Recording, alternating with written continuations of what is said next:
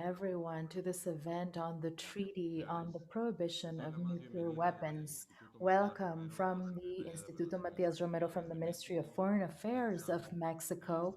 As you know, the Institute integrates the Diplomatic Academy of Mexico as well as the International Research Center. We have organized this event with the purpose of understanding an aspect that is very important of international law and also the topic of disarmament of at the international level based on the treaty that came into force last January 22nd on the prohibition of nuclear weapons. The treaty brings a new chapter, a new, very successful chapter of our work against the proliferation of nuclear weapons, of their use, of the threat that nuclear weapons represent in humanitarian terms. The treaty is the result of many years of diplomatic work carried out by a very interesting coalition of countries, organizations that have joined efforts in order to achieve this very important progress in the framework of the United Nations. I highlight the legal aspects because the treaty represents the first legal norm, the first legal standard, binding standard against nuclear weapons, which is of the utmost importance in order to determine the terms of the dialogue that will be followed in the future in matters of disarmament and non-proliferation of nuclear weapons. On top of this, the treaty achieves a very important effect against nuclear weapons, which jointly will help, without a doubt, in the work and in the efforts for the elimination of nuclear weapons. Mexico is a country that has historically been linked to um, this to work regarding disarmament, and that is why just a few days after the coming into force of this treaty, we wanted to host this event with a luxury panel that will address us and speak regarding different aspects of this international effort. I am very happy to host you all. I'm going to introduce you all. We will have Helen Durham, Director of International Law and Policy at the International Committee of the Red Cross. Helen, welcome. We also have with us Beatrice Fihn, Executive Director of the International Campaign to Abolish Nuclear Weapons, ICAN. Welcome as well. We have with us Ambassador Juan Sandoval Mendiolea, our permanent deputy representative of Mexico at the United Nations, Johannes Irschik, deputy head of mission of the Embassy of Austria in Mexico, a country that has had a very important role throughout this entire process. Renata Hessmann Dalaqua, program lead for Gender and Disarmament at the United Nations Institute for Disarmament Research, and Eirini Giorgou, legal advisor on weapons law at the International Committee of the Red Cross as well. Welcome to all of you. Thank you so much for your interest, for for participating today. To begin, let's set up some ground rules. This event will be hosted in two languages. Some people will be speaking in Spanish and others in English. We have interpretation available that you will be able to listen to through the platform. We will be watching a short video from the United Nations Office on Disarmament, and then we will hear the 10-minute interventions from each of our guests in the order in which I have introduced them. Once again, thank you so much for being here today. Once again, this is a very important topic. It is one more step towards nuclear disarmament. And finally, I would like to thank the team of the Instituto Matias Romero and the United Nations for their collaboration for hosting this event. Without further ado, let's see this short video sent from the Undersecretary General and High Representative for Disarmament Affairs of the United Nations, Izumi Nakamitsu. Excellencies, ladies and gentlemen. It is a pleasure to send this message to participants at this very timely webinar. I would like to express my gratitude to the Matias Romero Institute for the invitation and commend the government of Mexico for its leadership in promoting nuclear disarmament. Though I am not able to come to you live today, I am delighted to send this message alongside a panel of esteemed colleagues, the majority of whom are women working in this still male-dominated field.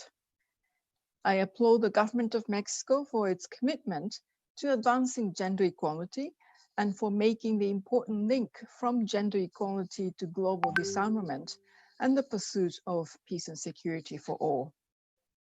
With the launch of Mexico's feminist foreign policy last year, you have set an admirable standard, one that is not only key to achieving the full and effective participation of women in all disarmament processes, but also to combating gender-based violence and to realizing an intersectional feminism, dimensions that have only grown in relevance amidst the COVID-19 crisis.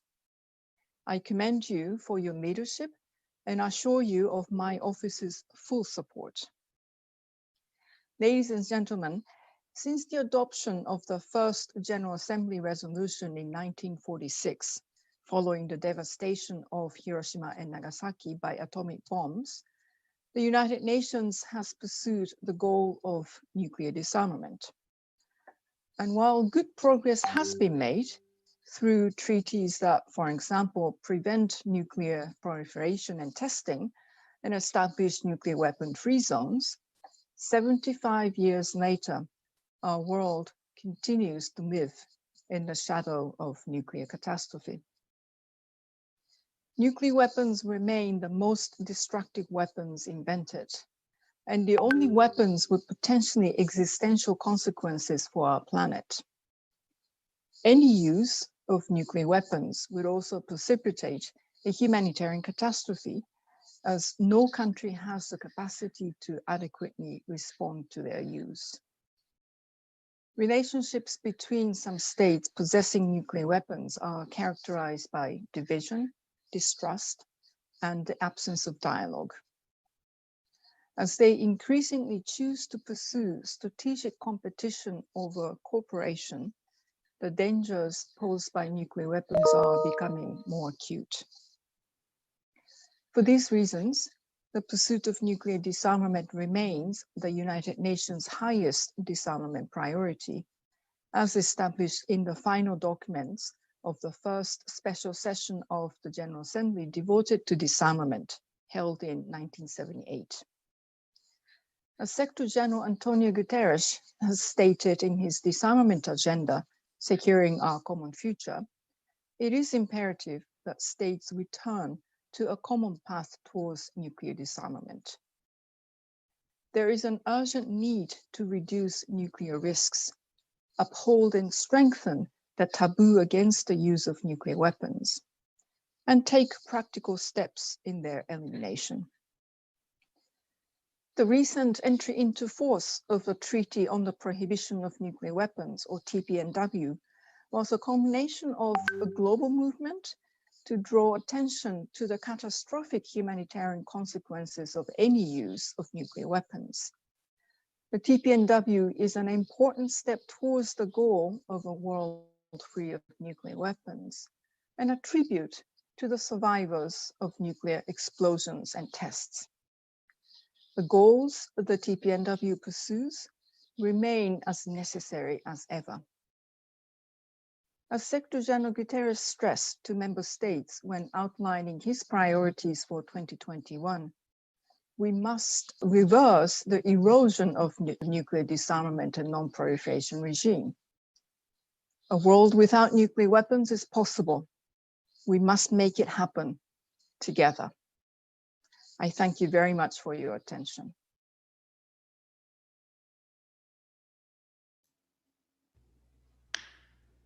Thank you very much to the USG Nakamitsu, and we are honored for her video message and the support of her office in this effort towards the approval and entry into force of the treaty, the TPNW.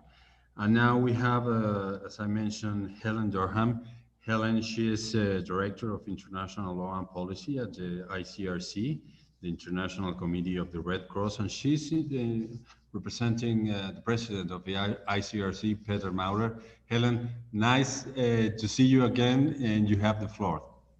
Thank you very much, and it is indeed a great honor to be part of this esteemed panel. Now, the entry into force of the Treaty on the Prohibition of Nuclear Weapons is truly an historic achievement. As of last month, we know now the world has a new global norm, which explicitly prohibits the use, threat of use, development, production, stockpile, and testing of one of the most terrifying and inhumane weapons ever created. And I think it's important also to mark the fact that this treaty also holds states accountable to helping victims of nuclear testing and to clear up contaminated areas. So this is a very powerful message that nuclear weapons are not only morally unacceptable, but also illegal under international humanitarian law, the law of war. So I really think that it's important to see this as a victory on the side of humanity. Now, the ICRC warmly congratulates the many states, the UN, civil society organizations such as ICANN, and the many, many other actors. We know thousands of people over many years that have brought us to this very moment. The ICRC and the International Committee of the Red Cross and the Red Crescent movement are very proud to have contributed to these efforts. However, like all amazing steps forward in making the world a safer place, this treaty, I think, has been already expressed by our host, is a collective effort. And I just wanted to, though, take a moment to specifically note and thank the host, Mexico. We are very thankful that it was you that hosted the second Humanitarian Consequences Conference in 2014, and I attended that and found it was an extraordinary leap forward. And we also know that you continue to be part of the core group that spearheaded the efforts leading to the TPNW, which included pushing for the various resolutions that led to the 2017 negotiating conference. So thank you very much. I think it's important that we note this. And I also wanted to add another footnote to the fact that it took many dedicated individuals, but I think it was an extraordinary role that women played in the creation of this treaty. I've been around a long time. I've worked in the area of IHL for over 25 years, so been engaged on many weapons issues. But I was actually really moved to see so many women contribute to this achievement. And I think it's from your own formidable Tony Jaquez, the lawyer from Mexico. I know she's played a strong role. We've got people from the New Zealand ambassador. We know the chair of the negotiating conference was an amazing woman from Costa Rica. We had representatives female from Ireland, South Africa, and even my own team, including Kathleen Lawand and Veronica Christie and Eirini here, Cordula, and as we see today, ahead of ICANN. The list goes on, but I think this is another moment to step back and say this was also a very important achievement when we look at the history of negotiating in relation to weapons. Now, the TPNW presents a roadmap, as we've all said, for the elimination of nuclear weapons. And what it does is it outlines a vision of true collective security, one that is more viable, sustainable, and humane. So it's part of the journey of shifting the debate from a political discourse around power and politics towards a focus on the weapon's catastrophic humanitarian consequences. So I think it's bigger than just also a new normative framework. It's also a shift in an important debate.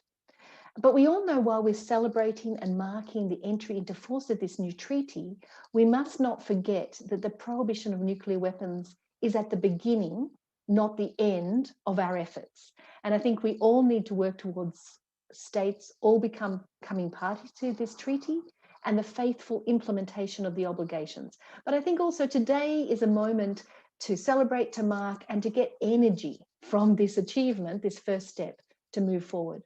But if I may, I think it's very important to look at the future with also understanding the past. So I just wanted to spend a moment looking back at the history of the International Committee of the Red Cross in this space. So the ICRC and the Japanese Red Cross Society witnessed firsthand the unspeakable suffering caused by the atomic bombing of Hiroshima and Nagasaki in August of 1945. So a few weeks after the attack, a delegate of the ICRC arrived in Hiroshima to assess the damage. And the telegram he sent back to his colleagues in Tokyo paints a very chilling picture. And I must admit, in much of the work that I do, it's really good. I go back to this telegram. We've got a copy of it in our archives. And I just wanted to read a tiny bit of it. It says that the city is wiped out. 80% of all hospitals are destroyed, full stop. Conditions beyond description, full stop. Effects of the bomb, mysteriously serious, full stop. And I think one of the sobering issues is in 1945, it was a mystery. There was a lack of understanding with the significance of the use of this weapon. Today, we don't have the luxury of not understanding what it will and could do to us. So I think it's really important to understand where we've come along this journey. And it was from that experience of our delegate that since September 1945, the ICRC has been calling for this weapon, like many other inhumane weapons, to never be used again and to be completely prohibited under international law. And I often say to international lawyers, you need passion, you need patience, and you need persistence. So we've been working on this since September 1945. So I think it's good to see the steps that we can take when we put our mind to it with many, many others, as noted. So sadly, in the ensuing decades after the use of the weapon in 45, we saw the number of nuclear weapons grow dramatically. And I think at the height of the Cold War in 1986, there was over 70,000 nuclear weapons. Now today, 75 years after Hiroshima and Nagasaki, there are still nearly 14,000 such weapons in the world, thousands of which are on what we call hair trigger readiness, high operational readiness. And I think that's a sobering issue we need to address. And we also know that even using a small fraction of these weapons would cause mass suffering, and that a limited use, such as about 100 of the Hiroshima-sized bombs, would not only kill people immediately with the explosion, but would have long-term and irreversible effects on human health. Here I want to highlight for a moment some of the studies that also indicate the highly gendered implication of the disproportionate impact of radiation, say, on the female body. So we have to take that into account. So there's issues around human health, short and long term. But I think we also have to factor into account the environment, the climate, and food production. So basically everything of which life depends could be threatened in the immediate, but also for future generations. So I think, as was noted, there was certainly an understanding that were there a nuclear war to occur today, the International Committee of the Red Cross, our colleagues in the movement, the UN and other organizations would be incapable of adequately responding to the magnitude of the suffering. And I think if I may draw it to a situation today, obviously the COVID-19 pandemic has underscored the fragile nature of public healthcare systems, and the fact that when we face global challenges at a large scale, we have to find global solutions. And certainly if there was the use of nuclear weapons, no isolation, no lockdown, no vaccine would save us from the consequences. And I think this is another important reminder. If we care about the environment, if we care about public health, the work towards the eradication of nuclear weapons is even more important. So my colleague, as you mentioned, Eirini will address in more detail a range of important legal issues. I think we need to continue to not only advocate for universal ratification of this new treaty, but look at the role of the Nuclear Non-Proliferation Treaty, Comprehensive Nuclear Test Ban Treaty, Regional Nuclear Weapon-Free Zone Agreements. There's a whole legal framework we need to strengthen and move forward. And this new treaty is certainly a strong part that complements and allows us to go forward.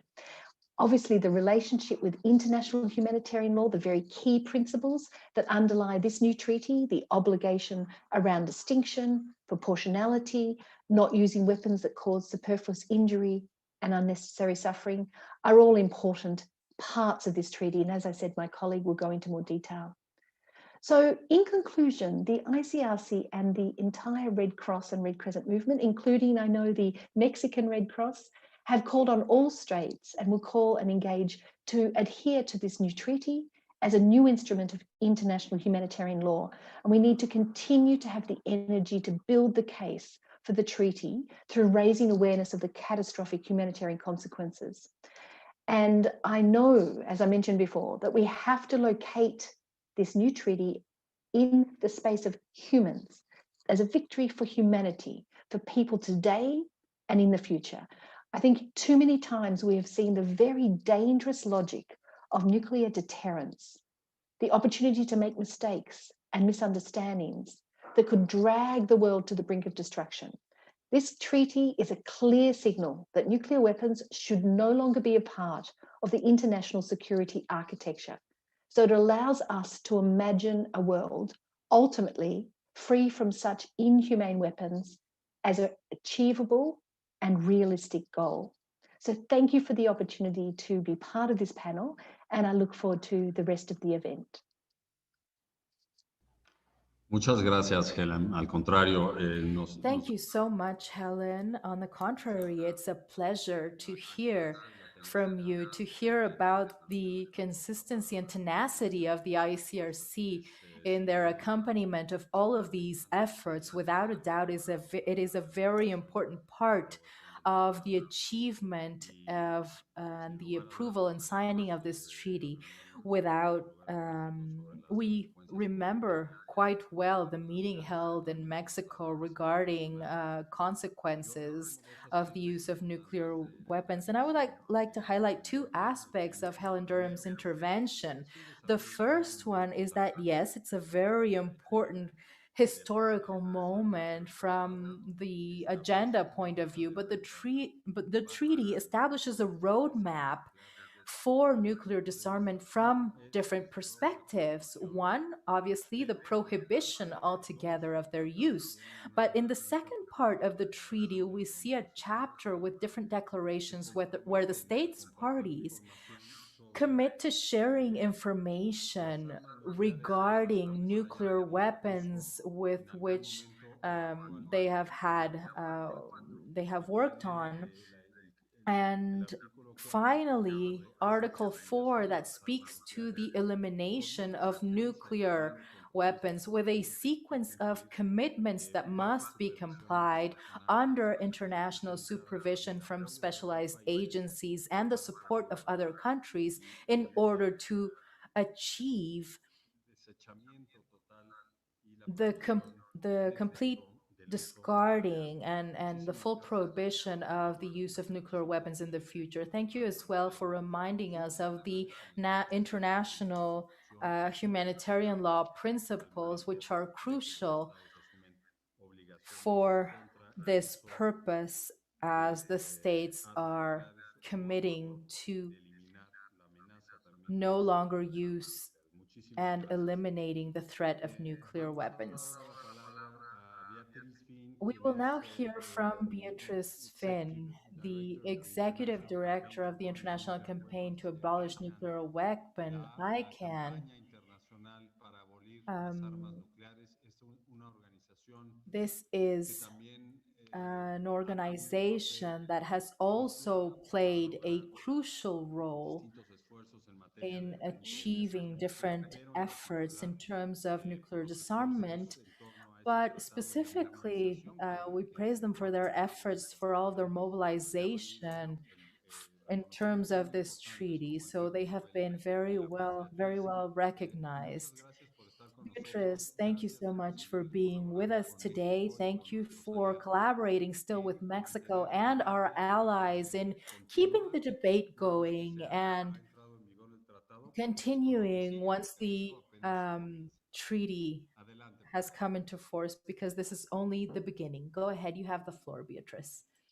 Thank you very much. And just, yeah, thank you so much to Mexico for organizing this event and for all the incredible work on this treaty and on this issue over the year.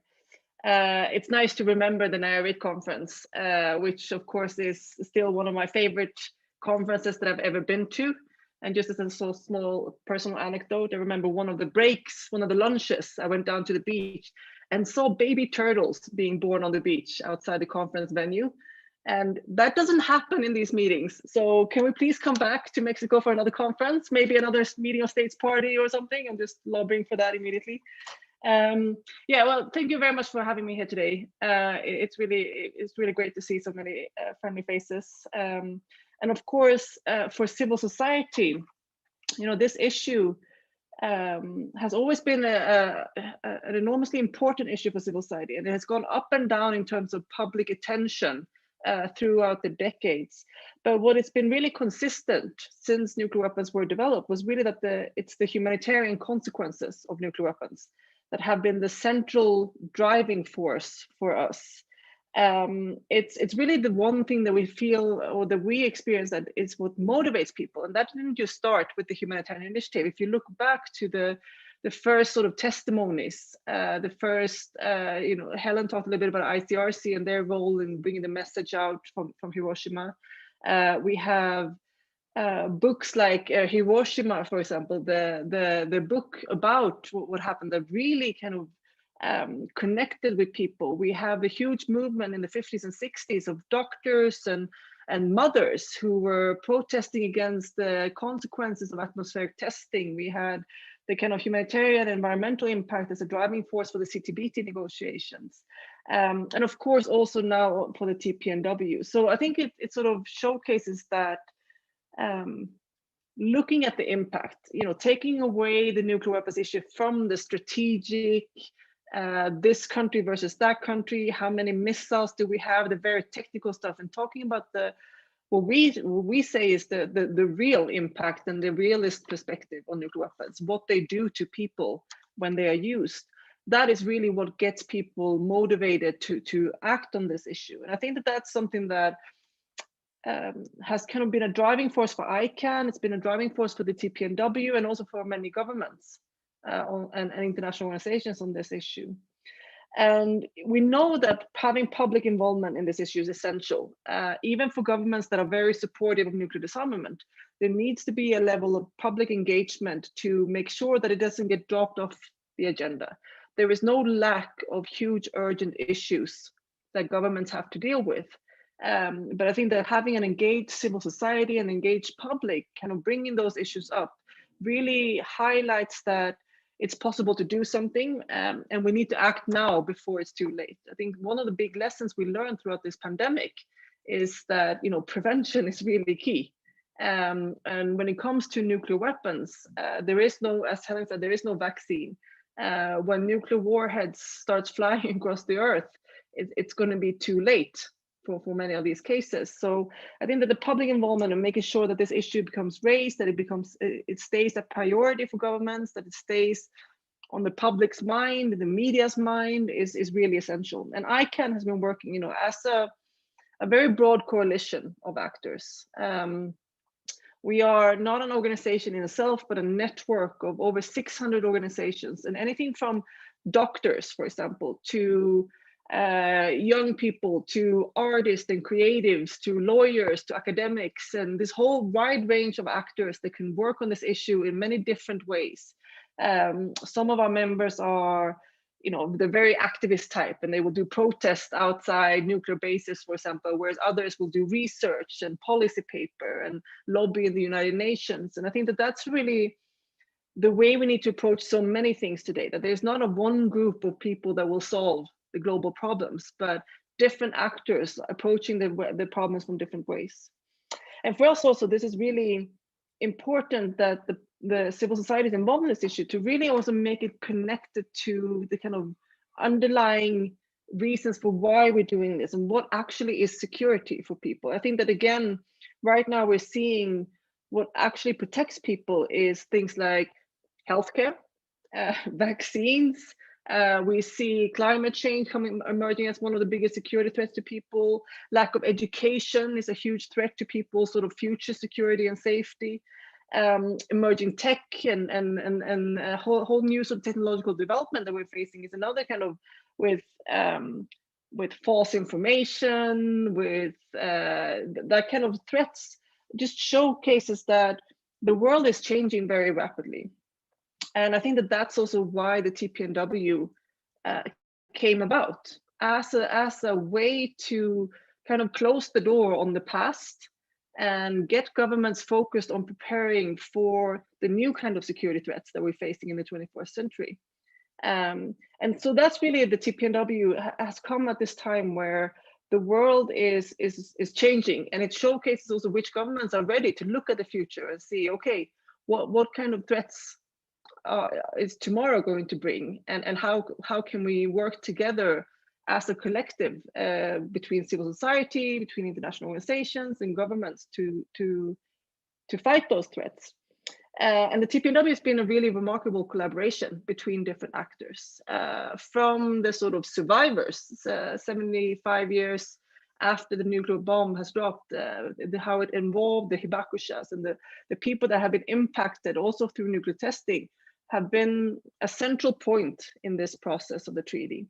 Of course, non-nuclear armed states have been the leading group of governments that have really led it, showcasing that also the UN and multilateralism is not just for the permanent members of the Security Council.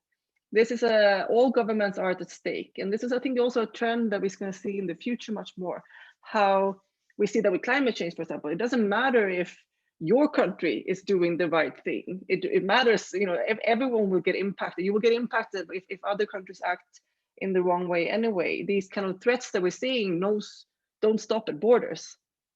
So I think that that's also, we've seen how so many non-nuclear armed states have really stepped up in this process, and that we've seen international organizations like the ICRC, the United Nations, been a really, part of this kind of negotiation process and part of driving the facts and the underlying arguments, and of course civil society as well. And I think that in terms of nuclear weapons, this treaty was really unique in the way that it engaged with civil society in the process, in the way it engaged with survivors and victims of nuclear weapons. And I think that that's also a sort of a show of a treaty that's very modern and very adapted to a new kind of way of doing multilateralism and international treaties. And the treaty is really strong. And I think that already, as we just a month ago celebrated the entry into force of this treaty, seeing a really strong impact of this treaty. We're seeing how it has changed the discourse around nuclear weapons in multilateral forums, for example. We've seen how it's put a lot more pressure on countries to really kind of discuss like what is their role in nuclear weapons, the structures around nuclear weapons.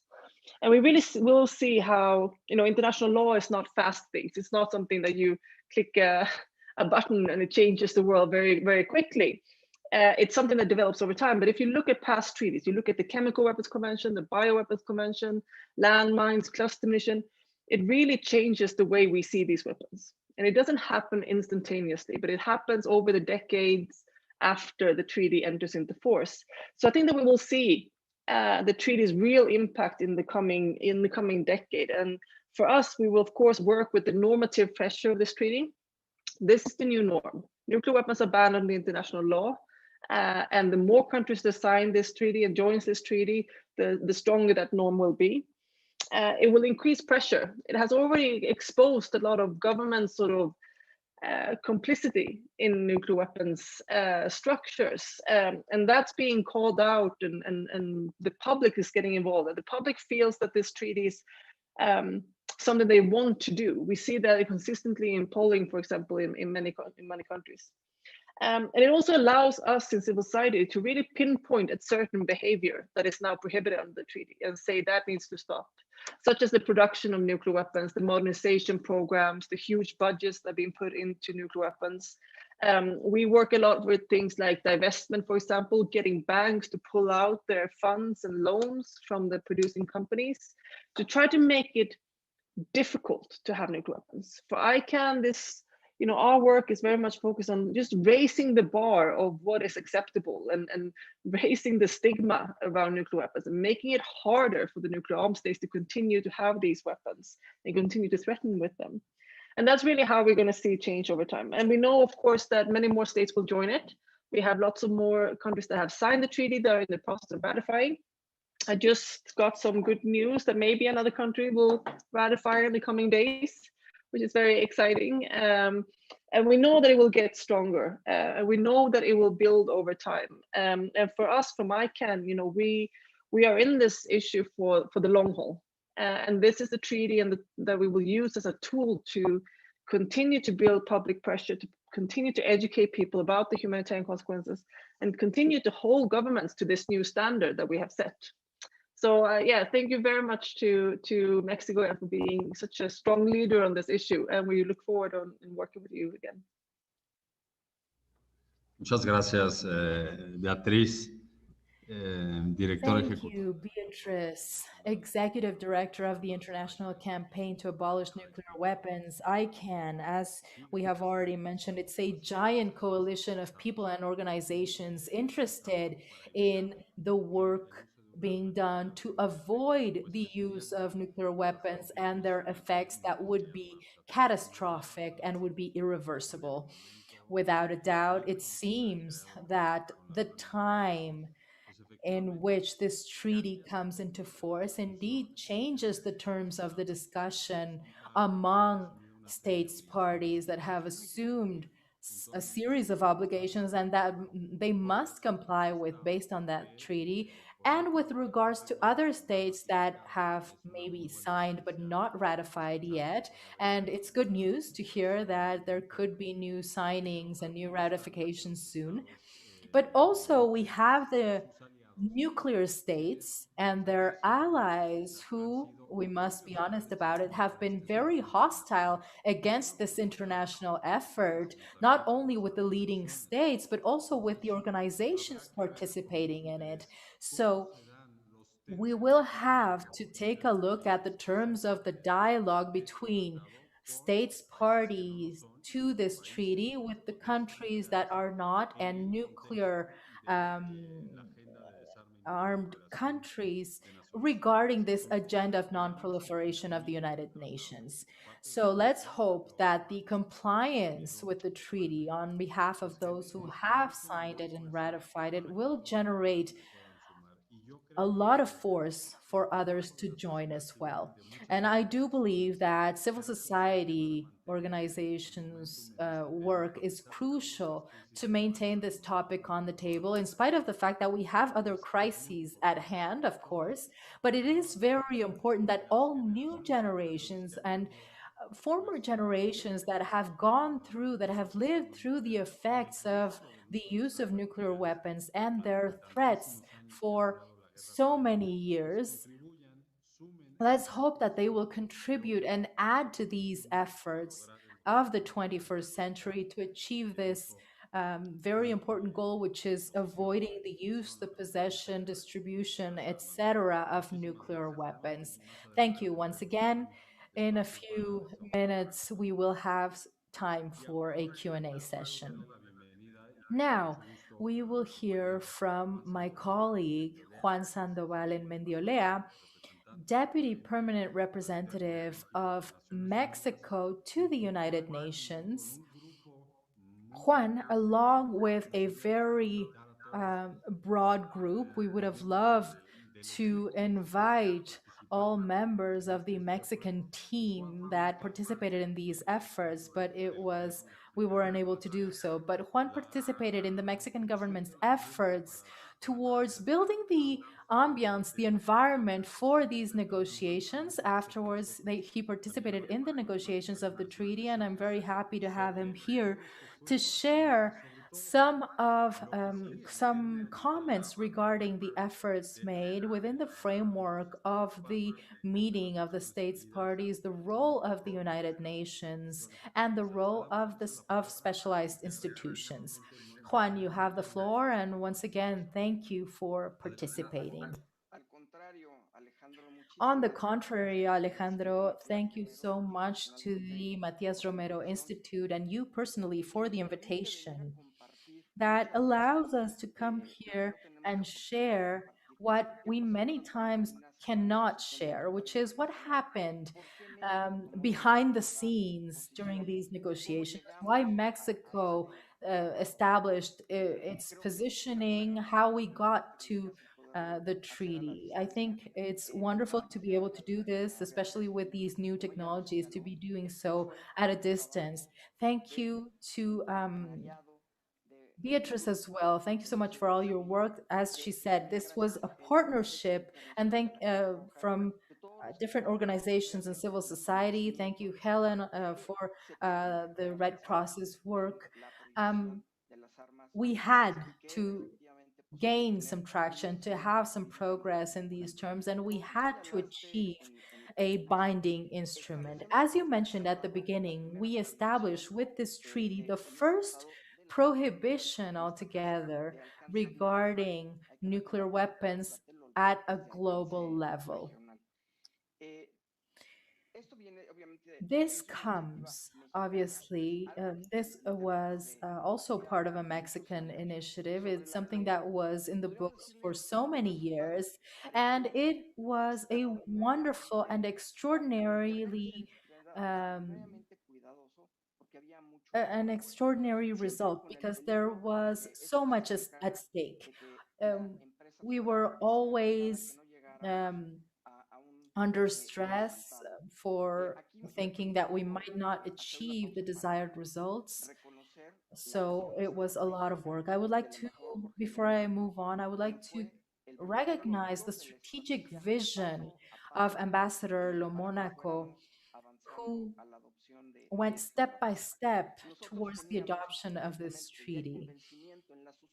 Obviously, we had the substance, and we were convinced from the beginning, since the Tlatelolco Treaty that we promoted, but we also had some diplomatic knowledge as to how to go about it.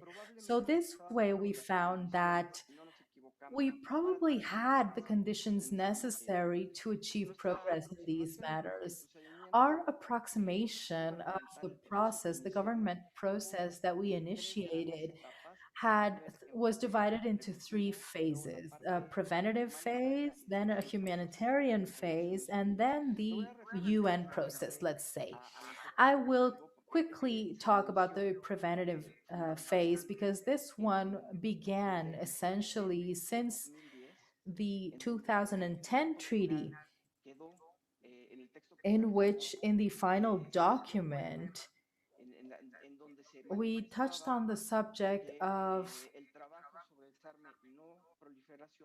the fact that the work on disarmament and non-proliferation had the purpose of avoiding the catastrophic consequences of the use of nuclear weapons.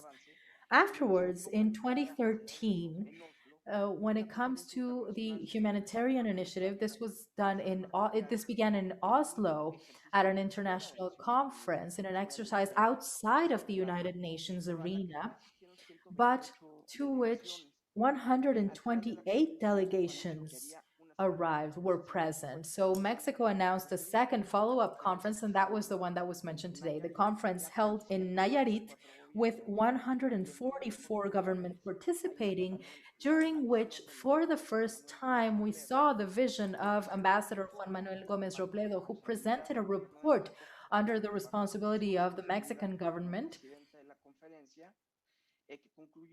that concluded that these were the only weapons that had not yet been prohibited at an international level, that we found ourselves at a point of no return regarding their evaluation and assessment, and that we had to adopt a binding international instrument.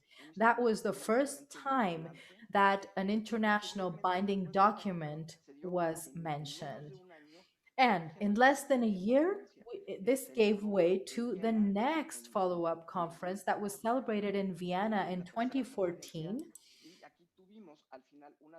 And at the end,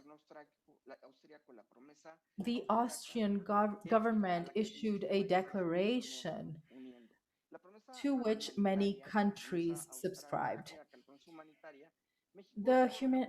Based on this humanitarian promise, Mexico promoted these ideas at the international level, and the 33 governments of CELAC subscribed to it afterwards. We then created a core group with Austria, Ireland, Brazil, Nigeria, South Africa, and Mexico. And we designed a strategy to move forward.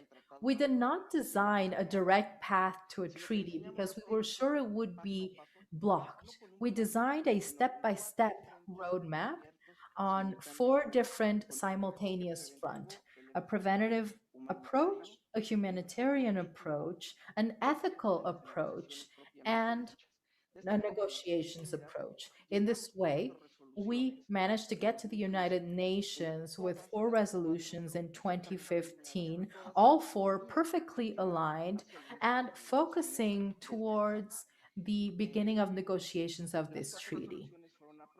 All four resolutions were approved by vote, but we achieved what you mentioned. We achieved the manifestation of our concern for the humanitarian effects of the use of nuclear weapons.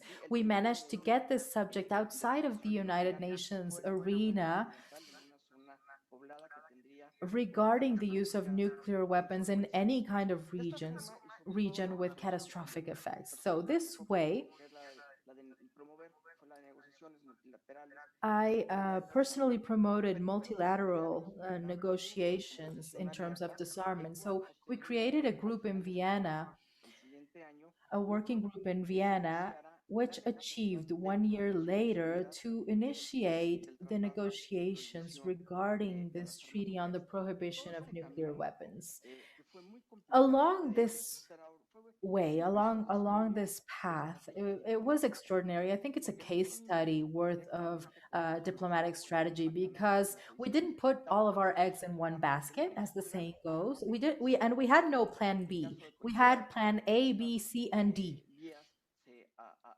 just in case we got held up in any of these paths.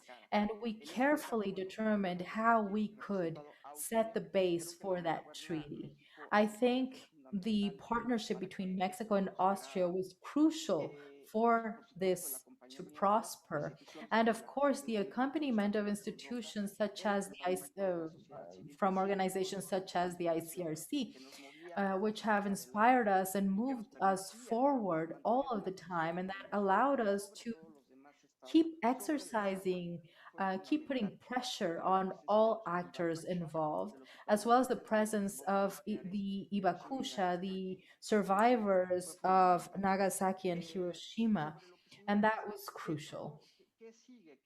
So, what's next? What can we do in the future? We move on to the promotion of this new international legal standard. We are quite aware that nuclear states will not probably subscribe to this treaty. However, the fact that there is a legal shared value among I can't remember if it's if it's 51 or 53 states. That is what we need to stick to. We must move forward with this prohibition and with that the total disarmament of nuclear weapons. Um, we know that it will be difficult, but it's not because of its difficulty that we will abandon our efforts. We must move towards the complete elimination of nuclear weapons at a global level, and we believe that this treaty helps us move exactly in that sense. So this, let's call it our Tlatelolco Plus Treaty, and this new international law standard that we have managed to establish is something that we are very proud of.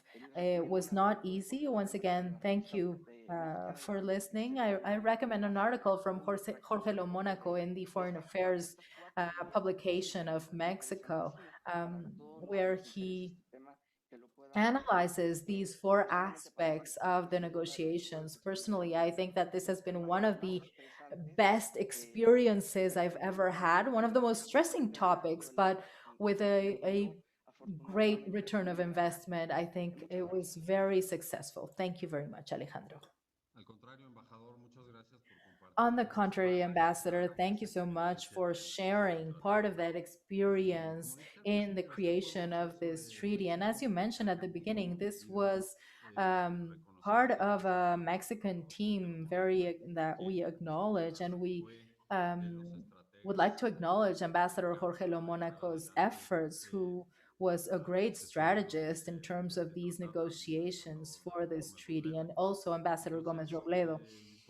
So Mexico has a commitment that dates back um, many years. Since the creation of the United Nations, Mexico has been advocating for the elimination of nuclear weapons recurrently. Um, it's something that we have in mind in our foreign policy and diplomacy efforts. You highlight this new legal standard. But we must ask ourselves if this is enough. There are many legal standards at an international level. Of course, it's better to have it than not to have it. However, we should also consider the role that it might have facing those states that will probably not subscribe to this treaty. But what about the role of societies? Why? And we must consider why it's so important for civil society to accompany us in these efforts.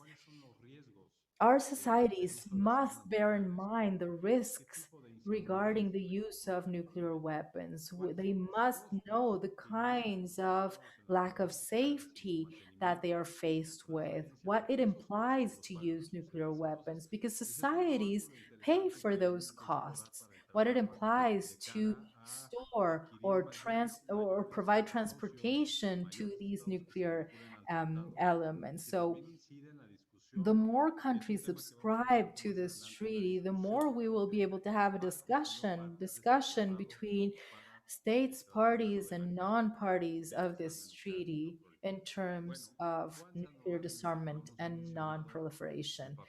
Juan Sandoval mentioned Austria's role in all of these matters, and that is why we have invited Johannes Irschik, deputy head of mission of the Austrian embassy in Mexico, to share his ideas regarding the role of his country and the philosophy behind their activism in all of this movement, the famous Austrian promise, the humanitarian promise that Ambassador Sandoval mentioned. Johannes, thank you so much for adding to these efforts. Welcome. You have the floor, and we would like to reiterate the fact for the fact that Austria is represented here. Go ahead. Thank you. Thank you for the invitation. It is truly a pleasure and an honor for me to be able to participate in the framework of this video conference regarding the coming into force of the Treaty on the Prohibition of Nuclear Weapons celebrated on January 22nd this year. I'm going to be speaking regarding Austria's positioning. Austria, along with other countries such as Mexico and civil society organizations and international organizations, promoted the Treaty on the Prohibition of Nuclear Weapons. In December 2014, the conference on the humanitarian impact of nuclear weapons was held in the city of Vienna. During this conference, Austria called for the prohibition of nuclear weapons as there was a legal void regarding this issue. This Austrian promise, afterwards named as Humanitarian Promise, was formally supported by over 130 nations and constituted the first step towards the Treaty on the Prohibition of Nuclear Weapons. Austria um, signed the treaty as soon as possible. Until the coming into force of the treaty, Austria advocated around the globe, along with other countries, along with Mexico, and with representatives of civil society organizations as well, and a campaign of promotion of the country and its subscription on behalf of as many countries as possible in order to guarantee a coming into force that would happen as soon as possible. Austria also expresses its satisfaction for announcing that Vienna is the first, will be the first city for the meeting of the signing countries of the treaty and will be held 1 year after its coming into force. Austria advocated very forcefully regarding the prohibition of nuclear weapons. Why?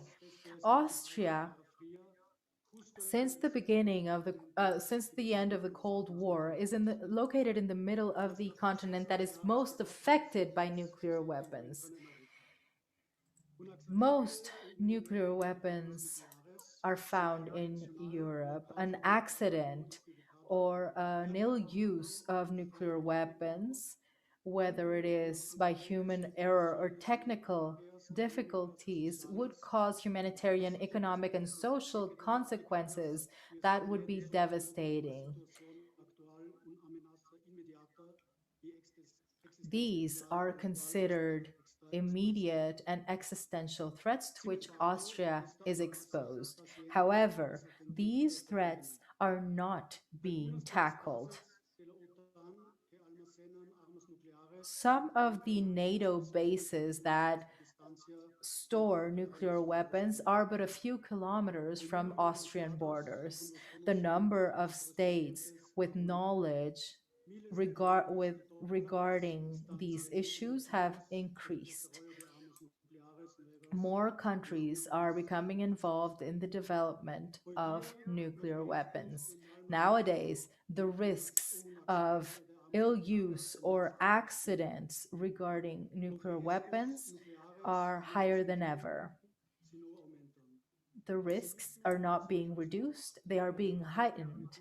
We now know the true magnitude regarding the impact of the use of nuclear weapons. These are serious at an international level, more serious than what the population is aware of. The use of but a fraction of existing nuclear weapons would result in a nuclear winter for several years and would result in ecologic and economic disasters. Nuclear weapons represent risks. The number of states in possession of nuclear weapons today is of 9, 4 of them outside of the Treaty of Non-Proliferation.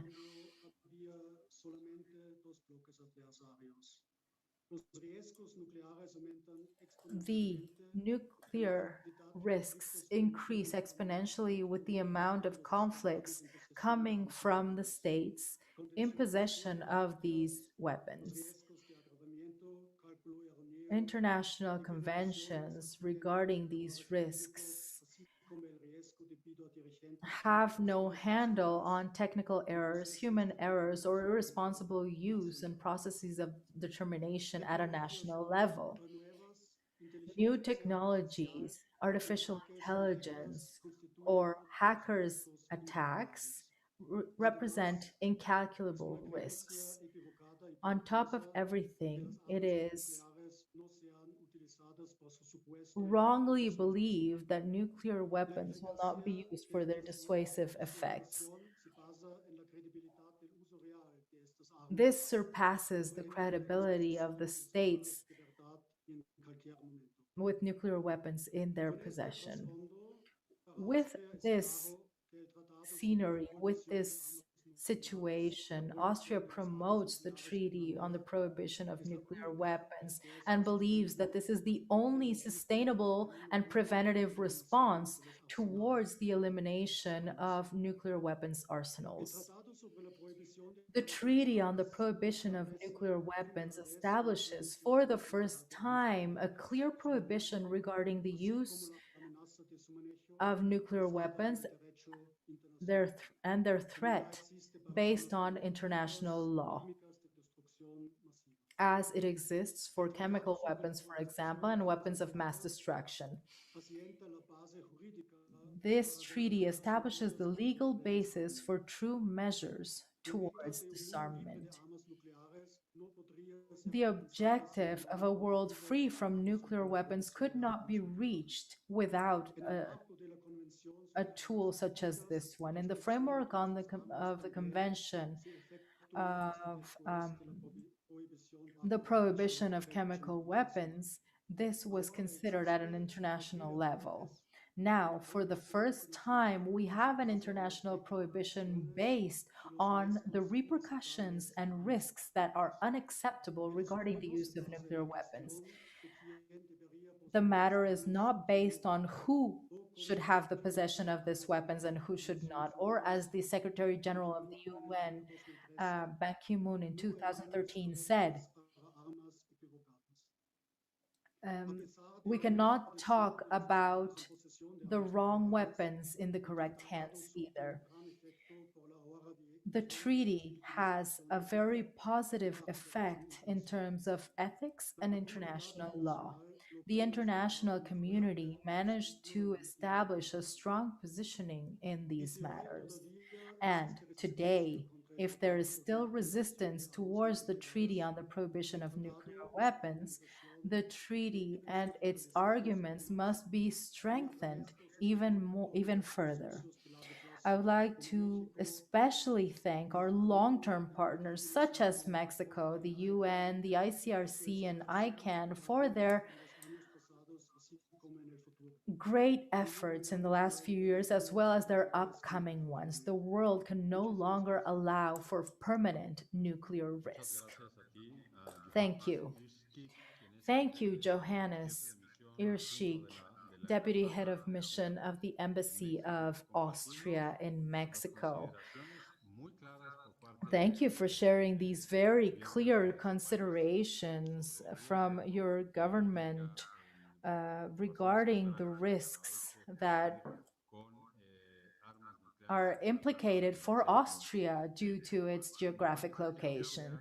It seems to me that Austria has a record that is very in favor of international law at the United Nations arena. And that is why I believe we have been able to work with the Austrian government on a series of very important initiatives that focus precisely on that, creating a world based on rules that are to be respected. And when they are not respected, there must be accountability based on the international law that we create. As you just pointed out, the topic of the treaty on the prohibition of nuclear weapons provides a sustainable response to many years of efforts. It's not a romantic issue. There's a latent risk regarding the use of nuclear weapons, and um, the dissuasive effect of owning them um, should be considered differently in international law. So we are very happy to hear from a representative of the Austrian government regarding these considerations for subscribing to this treaty in the middle of a continent that is still doubtful regarding this treaty, as is Europe. I think it would be worthwhile to also cover this topic a bit further down the road. We also take note of the announcement of the first session of the states parties in January 2022, 1 year after the coming into force of the treaty. So um, let's hope that we will be able to visit your country to be present in that mission, in that meeting. Now we will hear from Renata Hessmann Dalaqua, Program Lead for Gender and Disarmament at the United Nations Institute for Disarmament Research. Thank you, Renata, for adding to these efforts. We are happy to have you here and the UN Institute of Disarmament Research as well. Thank you, Alejandro. Good afternoon, and thank you for the invitation. I'm very happy to have this opportunity to speak with my colleagues from Latin America, which is my region. I come from Brazil, so I apologize from my um, mixture of Portuguese and Spanish. I think that today's topic is very important. I would like to talk about women's participation in nuclear diplomacy and gender perspectives in issues, in matters of disarmament. Here at the UN, we have an exclusive program for gender and disarmament issues, and one of our objectives is contributing to gender equality when it comes to control and disarmament of nuclear weapons. This once again is an environment, an ambient mostly composed of men. So why are women so important in this arena? Women, just like men, have the right to exercise influence on the results of decision making processes that will affect their lives. Furthermore, the participation of women and providing their perspectives can add to a further holistic comprehension of the issue at hand and achieve more long lasting results. As the Secretary General Antonio Guterres has said, we cannot allow ourselves to exclude half of the world population and use only half of our intellect, creativity, and energy to face the complex challenges in our future, such as the issues pertaining to nuclear weapons. However, this has been the history our history up until now. Women are very little represented in these arenas and in the narrative regarding nuclear weapons. With some exceptions, there were no women among the main protagonists.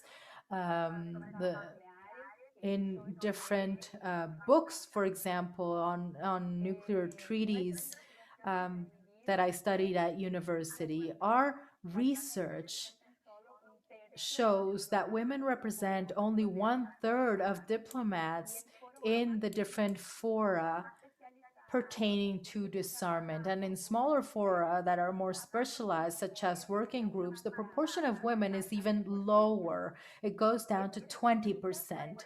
This is explained by the fact that since the states can only send one representatives for negotiations regarding disarmament, they almost always send a man. Women are almost always considered as a second, third, or fourth member of each delegation. When it comes to leadership position, gender imbalance is even greater. Women heads of delegation tend to be represented only in 20%. This is the general vision that we have. So we must break with the invisibility of women in these kinds of diplomatic arenas. As you mentioned, now we have more participation of women diplomats, survivors, and activists, among others. And women now hold high ranking positions in these negotiations. Um, Elaine White Gomez was a representative from Costa Rica that participated, and many women from South Africa, the Philippines, Ireland, New Zealand, Sweden, Switzerland, Thailand had women representatives, and that is why women were heard and were able to influence the results. At the end, the importance of the participation based on equality and efficacy of women was recognized in the preamble of the treaty, and we must highlight that this is the first treaty on nuclear weapons that recognizes this issue. In Article 6, the treaty also establishes the obligation of providing adequate assistance to people affected by the use of nuclear weapons, and this aid must take into account the age and gender of the people being held. This is also an evaluation that is important for a nuclear treaty. I would like to finally highlight the results of our research regarding gender balance, gender equality, and fora regarding control and disarmament of nuclear weapons. For us, we must understand that there is a trend towards further participation of women in this arena. However, women are not very represented, especially in leadership positions. It seems that in this field, the participation of women has not moved forward as in others, which means that women can be present at the negotiations, but they don't always have the opportunity to exercise influence on the results.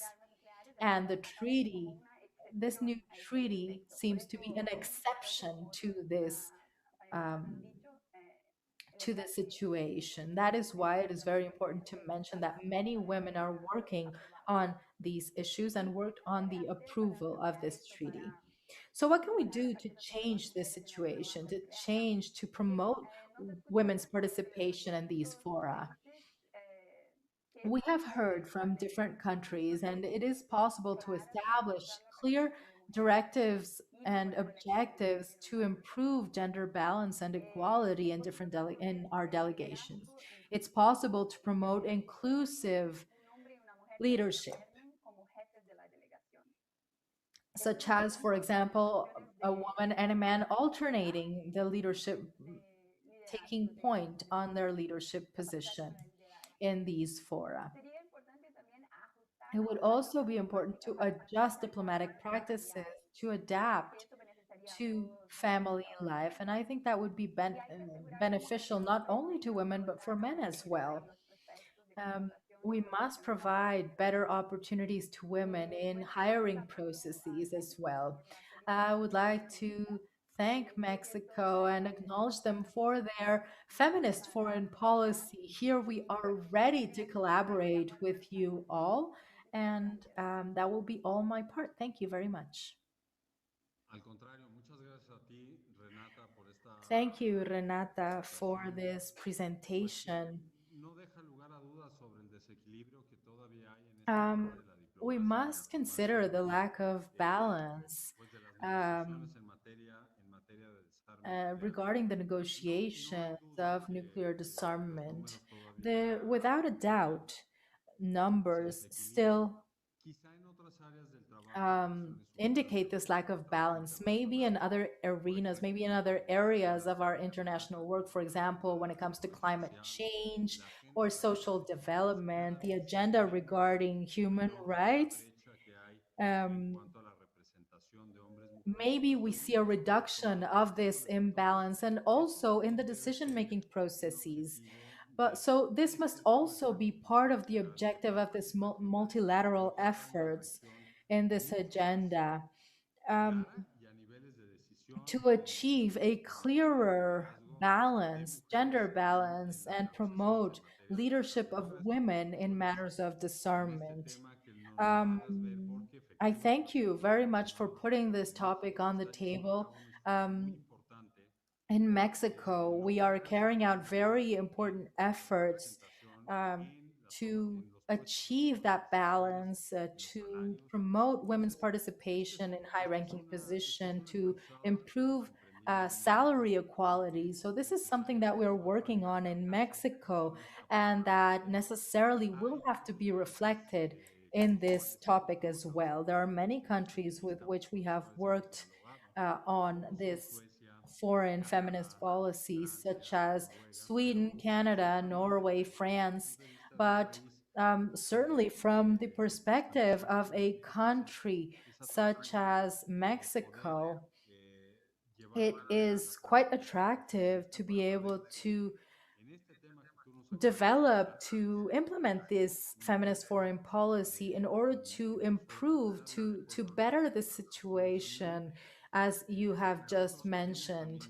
We also want to take this to all levels of the United Nations and Mexico society, which is also very important to understand. I think that equality must go through gender equality. So now we will hear from Eirini Giorgou, legal advisor on weapons law in ICRC. Eirini, welcome. Welcome. Thank you for being here today. You have the floor. Muchas gracias, buenos días a todos y muchas gracias por la oportunidad de presentarles la perspectiva del Comité Internacional de la Cruz Roja con respecto a las armas nucleares y el marco jurídico que les aplica. Soy la última en este panel, lo que no es de nada fácil, pero me da mucho gusto compartir este panel con tan eminentes ponentes. Bueno, voy a empezar por el DIACE, el Derecho Internacional Humanitario, el cual estipula el principio fundamental de que incluso las guerras tienen límites. Estos límites incluyen reglas clave sobre la conducción de hostilidades, tales como la prohibición de ataques indiscriminados, la prohibición de ataques desproporcionados, la prohibición de armas de tal naturaleza que causen daño superfluo o sufrimiento innecesario a los combatientes y reglas dirigidas a proteger el medio ambiente natural. Estas reglas de DH deben ser respetadas en todo tiempo y lugar, ya sea en operaciones ofensivas o en operaciones de defensa propia, de defensa nacional. Mientras el DH no prohíbe expresamente las armas nucleares, ellas, como cualquier otra arma, deben ser usadas en concordancia con aquellas reglas generales que mencioné. Son las mismas reglas en las cuales el Tratado sobre la Prohibición de las Armas Nucleares también está basado. Para el CICR, y yo quiero decir categóricamente, es extremadamente dudoso prever cualquier uso de armas nucleares que fuera compatible con estas reglas del DH. Y voy a explicar por qué. Cuando las armas nucleares son detonadas, emiten radiación y causan incendios que típicamente se esparcirán a otras áreas muy amplias. Sería extremadamente difícil controlar o limitar los efectos de las armas nucleares en el tiempo y en el espacio, tal como lo requiere la prohibición contra los ataques indiscriminados. Mismo en el caso que un arma nuclear pequeña sería utilizada contra un objetivo militar lejos de zonas pobladas, por ejemplo en el desierto o en el mar, los efectos directos o indirectos incontrolables de la radiación muy probablemente llegarían hacia zonas pobladas, con consecuencias catastróficas para la población y muy probablemente en violación del principio de proporcionalidad.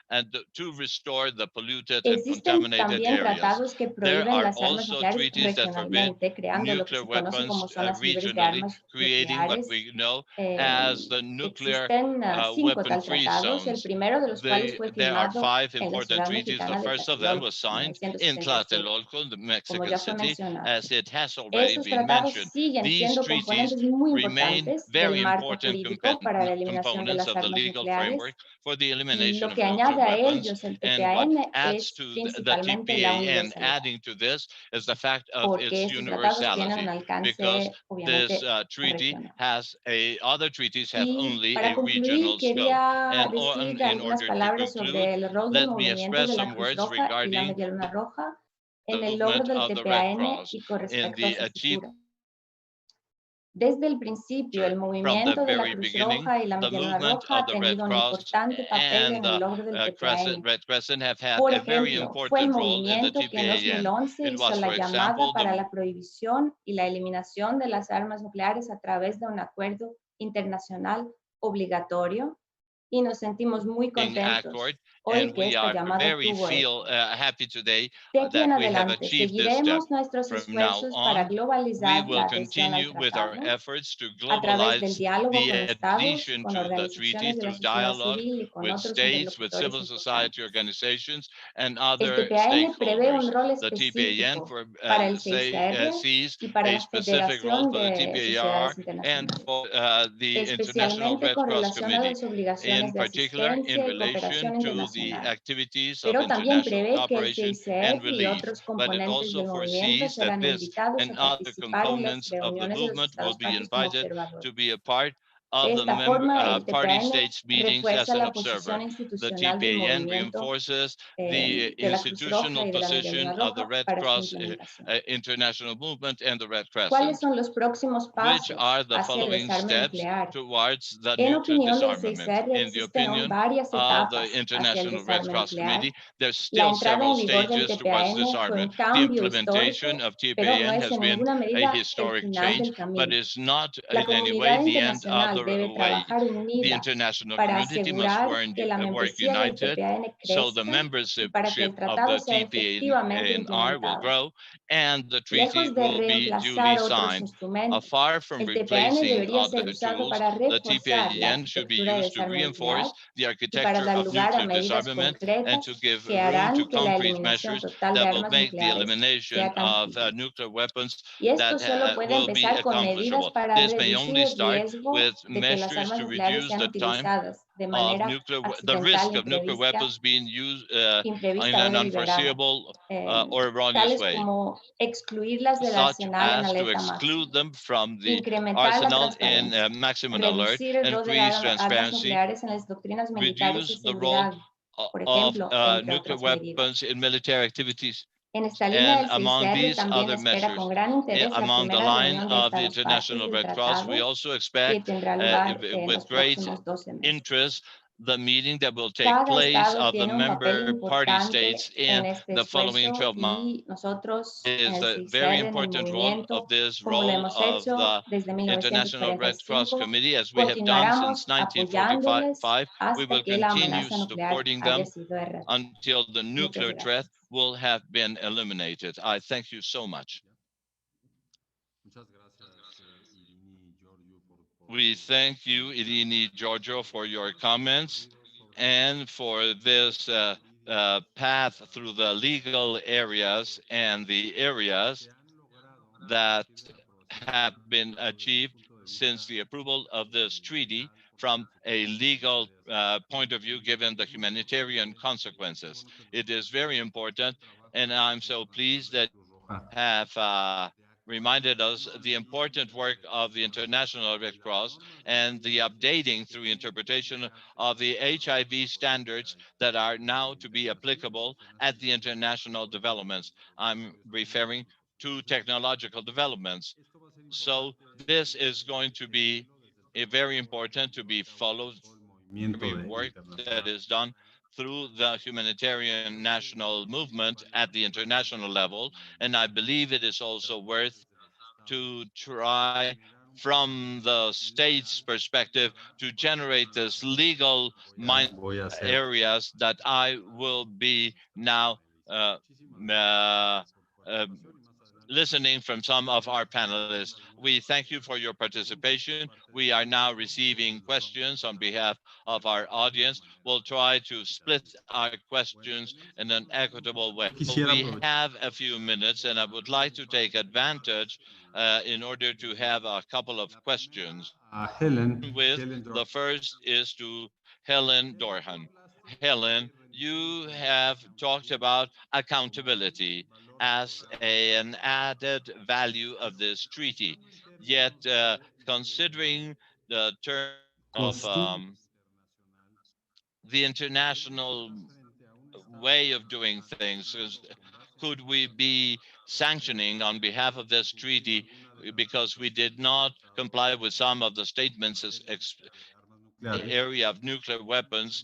Could we be sanctioned Y al mismo tiempo, detonation, for example? Yet at the same time, y que pueden countries llevar a that cabo are not a part of this treaty and that could carry out nuclear detonations with no apparent sanction. How could we reach this legal harmonization in order to generate this international way as a result of the opinion juries from your perspective in order precisely to avoid humanitarian damages and consequences? My second question to be posted is directed to Beatrice Fihn. We have mentioned throughout this conversation what comes next in regards to the integration of other countries to the treaty. But I would like to ask you from en el trabajo que has llevado. experience in the work that you have carried out within this coalition, how is it possible that today we could mobilize the new generations, mobilize societies in regards to such an issue?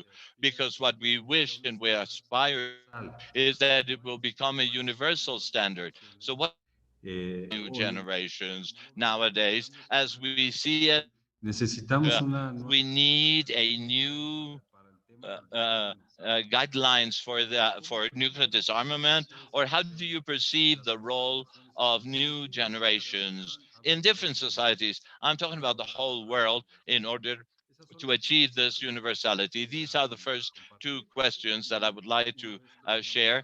And once we have had your answers, we will continue with the floor is yours now. Well, I might start, but many thanks for that important question. And in fact, it's a whole seminar, so I'll try to be short. We do know, obviously, with international treaties such as this treaty, and I think it was well mentioned by a number of the other panelists, the role of international law is one where states can sign up to it, they can agree to it until it crystallizes into customary international law, but that takes a period of time. And so I think one of the things we need to look at is the role this treaty will play, and I think it was mentioned, in putting pressure on states. But if we're looking at hard sanctions, we then need to look at individual criminal responsibility through the potential prosecution of individuals who could utilize these weapons, potentially, and this is where there's still lots of debates, but if it breached basic international humanitarian law and could be prosecuted as under international criminal law. So I think we need to look at it widely. Treaties do not revolutionize human behavior, but they are a strong step towards the stigmatizing of something, the development of a customary norm. And we also need to look at the other sidebars, such as I mentioned, could the use of these weapons be deemed a war crime in certain circumstances? So I think you're right. It is a slow process, but as I think we said in our speeches, many of us, it's starting on a journey. But as we don't have the capacity to require all states to sign up and then apply the sanctions, I think what we need to do is use the range of tools we have, political, engaging civil society, and move towards universal ratification, as well as creatively look at all the legal frameworks that we can utilize. So thank you for that question. It's an answer that is perhaps a combination of many things, and I look forward to having a continued dialogue over the years on this matter. Thank you. And I think that the question about how to energize and mobilize new generations is really essential, because this issue won't go away overnight, even though, I mean, we would love for the treaty to have an immediate impact, but it is something that next generations also have to be part of solving. And one of the things that I always think about it, I think in particularly when I listen to maybe politicians who don't want to do anything about this issue, is that it's very, they're pushing the problems onto the next generation. At some point, some generation, some people will have to eliminate nuclear weapons. Otherwise, we're going to eventually face nuclear war and nuclear use again. And when you think about it that way, is that sort of, you have to think about, like, do we want to do something now, or do we want to push it over to the next generation? So I think it's, in many ways, making sure that there is a continuation of engagement and activism extremely important. And one of the things that we've seen is that there's very little support from young people for nuclear weapons. I think the ICRC also did some really interesting polling on millennials and their attitudes to nuclear weapons and attitudes to warfare and international humanitarian law. But we see a lack of knowledge and lack of also optimism and this kind of confidence in that you can do something about it. And I think that, before the pandemic, I spent a lot of time traveling and very often speaking at universities and with young people. And, they're not uninterested in this issue. They are quite interested and they are aware of it.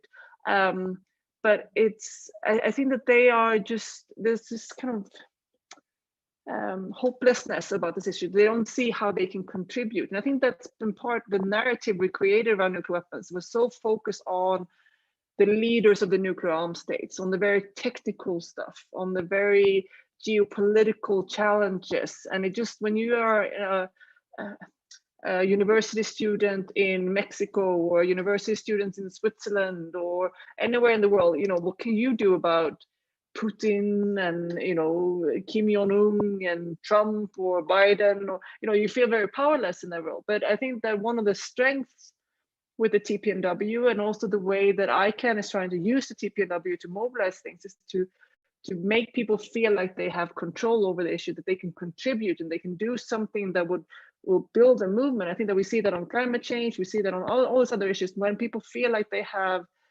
agency, they suddenly get much more motivated. So I think it's really important that we don't overestimate, try to scare people into action, talking about how horrible, we need to be very honest and upfront about the catastrophic humanitarian consequences, but only piling on how horrible it will be and how everyone will die and it will be awful and awful. It's also very overwhelming for people and it doesn't lead to, you have to have hope. You have to have that kind of feeling that we could do something. And I also think that one of the things that you have to do is to really connect it with other issues. We can't look at nuclear weapons in isolation from climate change, from racial justice, from gender equality, from economic justice. And what we're trying to do is to talk about, if you look at, for example, nuclear testing, you see a very clear kind of racism angle where the nuclear armed states have used nuclear weapons on indigenous communities' land, on former colonies, which I think is really, then people can relate to it much more in terms of their personal views. And same thing with the gender issue. I think that, when you look at who makes the decisions around nuclear weapons, how do you treat these things? How do you kind of even treat sort of going to war versus diplomacy, like the sort of gendered impact of those things, it's part of a feminist movement and feminist foreign policy, for example. And looking at the budgets and these huge cuts the governments have to do now in order to sort of deal with the COVID and for some countries to just pour more money into weapons of mass destruction, really takes away money from people in their countries that need it.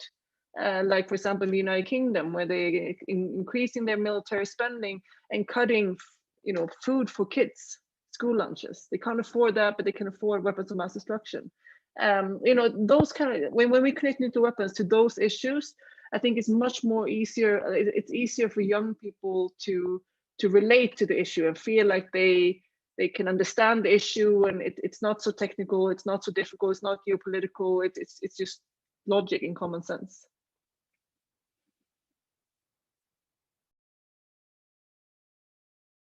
Tu participación, como siempre, me parece muy importante. Such an eloquent participation as always. I find very important, Beatrice, the way you suggest that we should talk to the new generations. We see that within the Mexican universities and colleges, where there is a distancing of these generations with the possible effects of a nuclear detonation, because their minds are busy in other areas of global nature, difficult areas that perhaps they did not, other generations did not have that lived the nuclear confrontation impacts. So this remains as a part of the international agenda.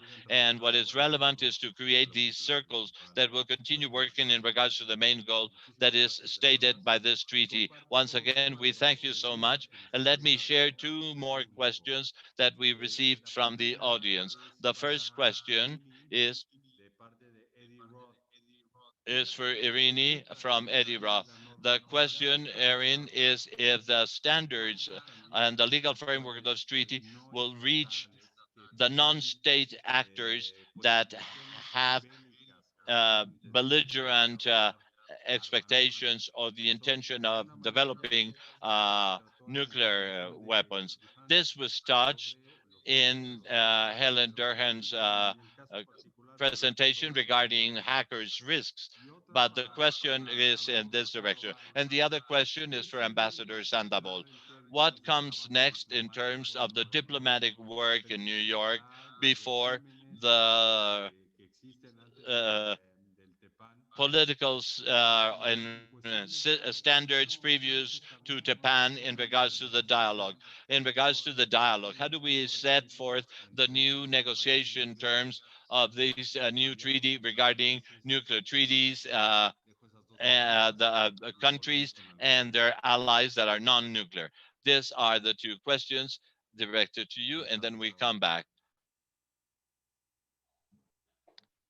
Sí, muchas gracias. Voy a contestar en inglés. Thank you very much. Let me respond to you in English.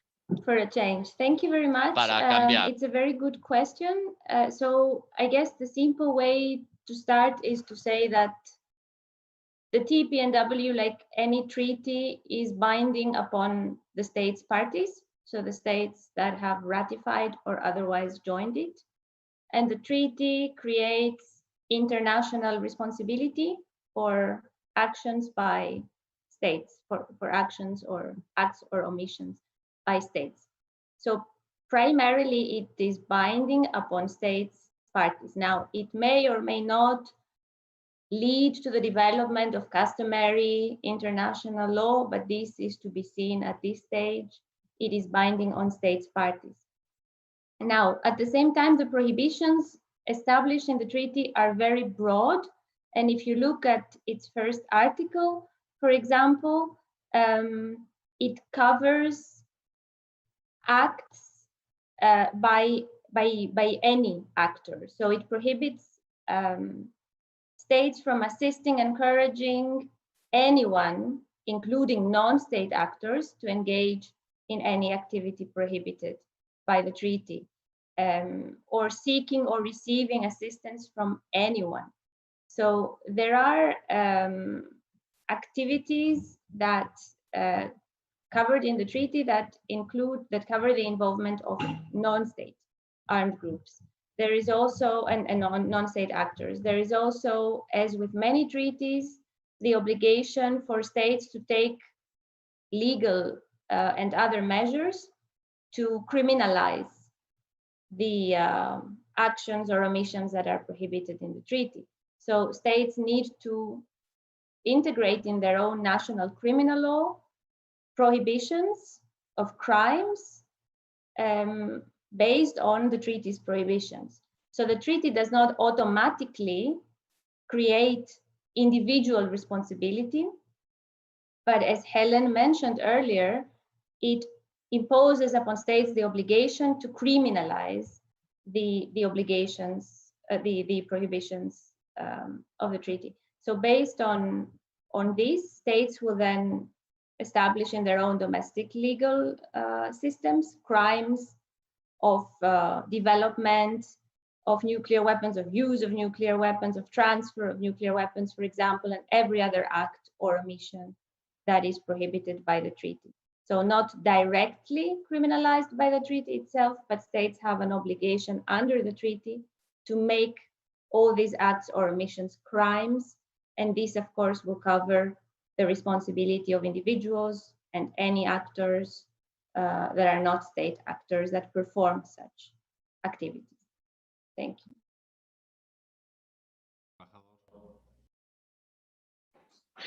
Muchas gracias, Alejandro. Muy buena pregunta también.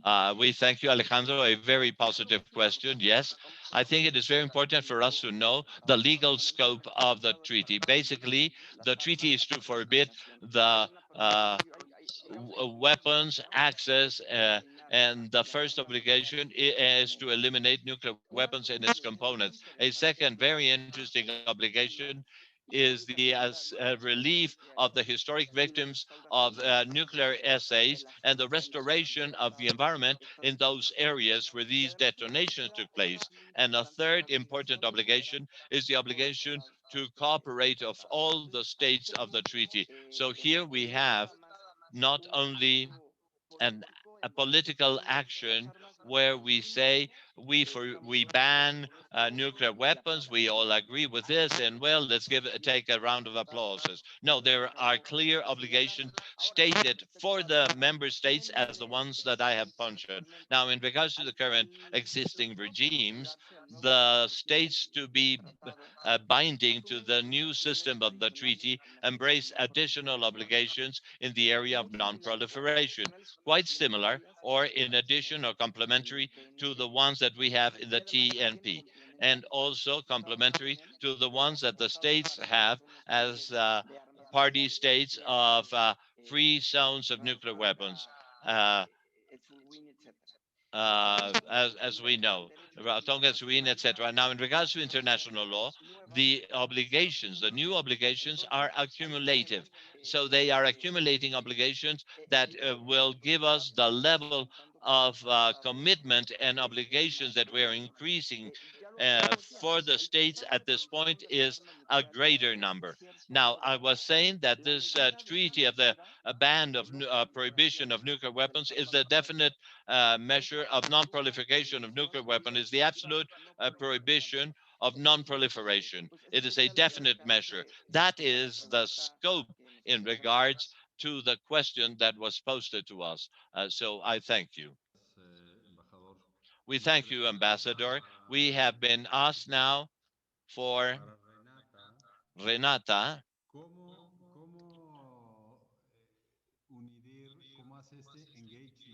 How does UNIDIR carry out this engagement with the governments in order to have a greater participation of women in nuclear diplomacy? The person that has the question for you here is Valen Ulibarri, is considering the legal frameworks, the existing legal framework in regards to women's rights. But for this particular area, how does UNIDIR carry this work in particular? I thank you, Alejandro. In regards to gender and disarmament area, there are two main axes that we have within our organization. One has to do with the men and women's participation to understand the obstacles for women's participation in a specific area. And in order to do this, we carry out a quantitative research to understand the figures, and also a qualitative analysis with a focus group uh, in which we talk with diplomats to understand how they perceive gender areas in their daily lives. And these surveys are published in elements within publications within our website, unidir.org. We also have a hub for gender and disarmament of practical actions, and we publish the outcomes of our analysis and surveys. And it does not need to be really a guideline of the country, the person, the individual. There's much that they can do. For example, not to be a part of participating with panels where there are, unless there are women speakers, and to see all of this within their working areas and to incorporate a gender perspective in all areas within their work, such as to understand, for example, how you can prevent gender violence and facilitate, which is facilitated given the use of firearms, how we can assist and support gender violence victims that are survivors, how we can have accountability processes for the regarding the perpetrators of these crimes, and all of this will be present in relieving conflicts. UNIDIR is a research institution. So basically what we do as a disarmament research center is to create ties that will be useful for countries. And also we work with the gender champions model, which are young people that are committed with gender equality. And in the case of disarmament, we have the Disarmament Impact Group, which is a group of here in Geneva, which is a group that is always trying to incorporate gender issues to the disarmament nuclear weapons conferences and to have an impact upon the leaders. And the leaders of this are the director of Unity and people from ambassadors from Ireland and the Philippines, Sri Lanka here in Geneva. And we work with these research works, but we also work with outreach and engagement, which is another English word. But we carry out all of these activities to bring this topic to a greater visibility. I thank you so much. But there's one question directed to her. Beatrice, from Ana. How can we join ICANN from Mexico? Yeah, it's a great question. So ICANN is open for NGOs, non-governmental organizations that can apply for partnership. So if you're part of an NGO or you're forming an NGO or a network or something, you can apply for partnership.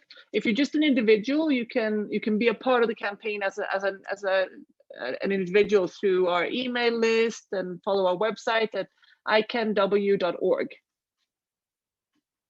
I know you are leaving, and thank you again for being with us. Thank you. Yeah, and una pregunta final para Johannes. One final question. Nos plantean lo siguiente: ¿cómo un miembro de la OTAN podría ser parte de este tratado? For Juanes, how could a member of the NATO could be a part of this treaty? If you could respond to this, Ambassador, and to go against the Article 1, what would be Ambassador Juan Sandoval respond? I mean, this is not a government opinion. This is an informal event, basically. But what do you think, Ambassador, from your perspective as a member state of this treaty? What would you say?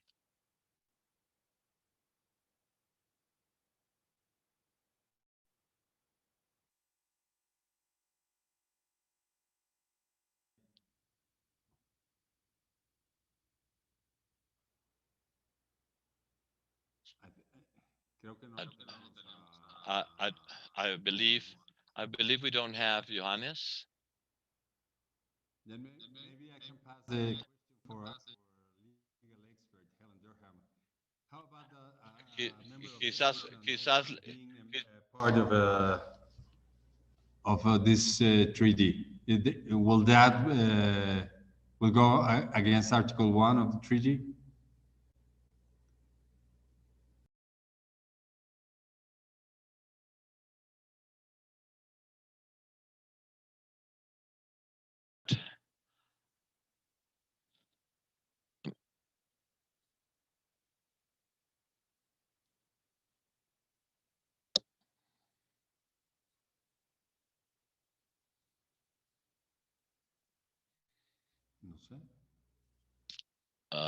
Something happened.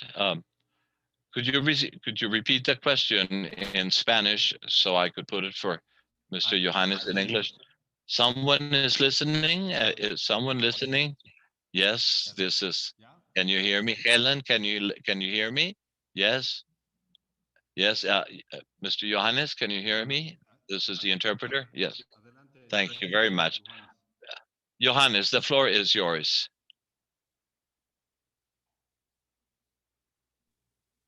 Yes, I'm sorry. I had some issues here with the sound, so I also didn't quite get the question. I think it was about if a state could adhere to the treaty.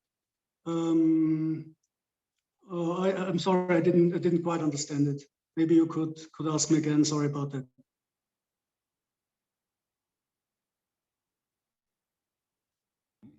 How about a member of the OTAN being part of this treaty, if that is possible? What is if a member of NATO be a member of this treaty, and would this go against Article 1 of the treaty in regards to prohibitions if you're not a NATO country?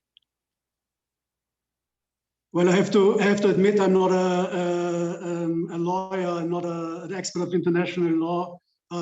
Of course, I know the treaty, but I would have to look a little bit more in depth into answering these questions. So maybe I'll go back to my colleagues in the disarmament department and come back with an answer if it's okay for you. And Chair, I'm happy to jump in if that's okay. Sorry, we didn't hear the question translated into English. Of course, obviously under Article 1, there is a prohibition of the assistance, but the many treaties relating to weapons have the capacity for interoperability. So I think as long as there was activity that didn't directly have the element of assisting in, say, a military exercise or in providing direct assistance to the activities that are prohibited and listed under the treaty regime, I think it's very important that many, not just NATO, but many what I would call umbrella states who have relationships with, in a very practical way, with states who are nuclear weapons possessors. This treaty, in the interpretation, the legal, technical interpretation of the ICRC, does not prohibit the signing up, as long as there's clarity around interoperability. The answer for a person who was asking about the NATO member joining the treaty. Creo que hemos terminado con el tiempo de la sesión. Yo quiero agradecer muchísimo a todos nuestros panelistas de esta tarde. I think we have concluded the session. Let me thank the panel members with whom we have been able to generate once again this moment and the relevance of this treaty for the prohibition of nuclear weapons. With no doubt, it states an important moment in the history of the international work against nuclear weapons. It states an important moment for international law, with no doubt. And it is, of course, a starting point, as it has been said, to have a relevance in those that have and hold nuclear weapons at this moment, for them to gradually modify their behavior, joining the treaty, and to reach the final goal, which is to eradicate from the world the risk that nuclear weapons represent for the societies of the world. From Mexico City, from the Matias Romero Institute, once again, let me thank those of you that have been participating with all of us, great experts, all of you, and more also to those of you that have followed us in Facebook Live and our YouTube account at the Matias Romero Institute. We shall leave this conversation within the social networks, and now also in regards to and the social media. So now, as it was mentioned by Ambassador Sandoval, there's a very interesting article by Ambassador Jorge Lomonaco regarding this point in the Foreign Affairs Journal. He published recently an article in a newspaper in Mexico. We shall publish it.